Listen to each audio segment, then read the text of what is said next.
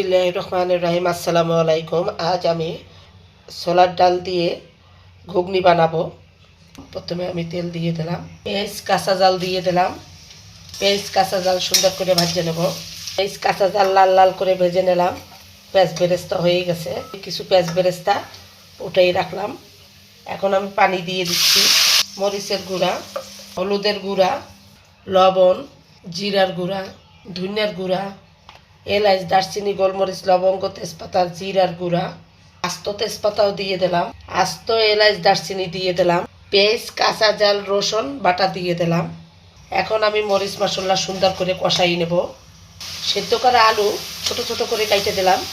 সেদ্ধ করা আলু একেবারে আলু ভর্তার মতন ভেঙে দিয়ে দেব। এতে ঝোলটা ঘন হবে, খেতেও খুব মজা হবে। আপনারা এভাবে ছোলার ঘুগনি বানাই খাইয়ে দেখবেন যে কতটা মজা হয়। আজকে আমি ডিম ঘুগনি বানাবো, আপনারা দেখবেন।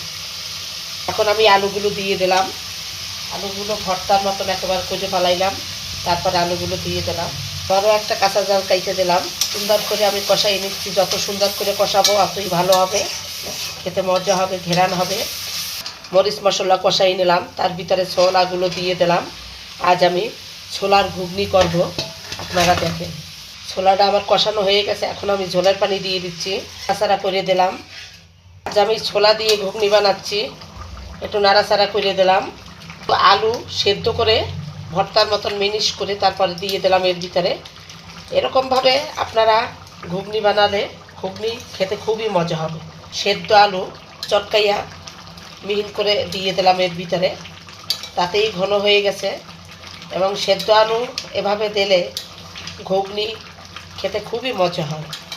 আপনারাও এভাবে একবার বানাই খাইয়ে দেখবেন যে কতটা মজা হয়। এখন আমার ঘুগনি রান্না হয়ে গেছে। শসা কুচিয়ে তারপর দিয়ে দিছি, কাঁচা জাল দিয়ে দিলাম, ধনিয়া পাতা দিয়ে দিলাম, পেঁয়াজ বেরেস্তা দিয়ে দিলাম। এখন আমি ডিম কুচানো দিয়ে দিচ্ছি। আজ আমি ডিম ঘুগনি বানাবো। আজ আমি ডিম ঘুগনি বানালাম।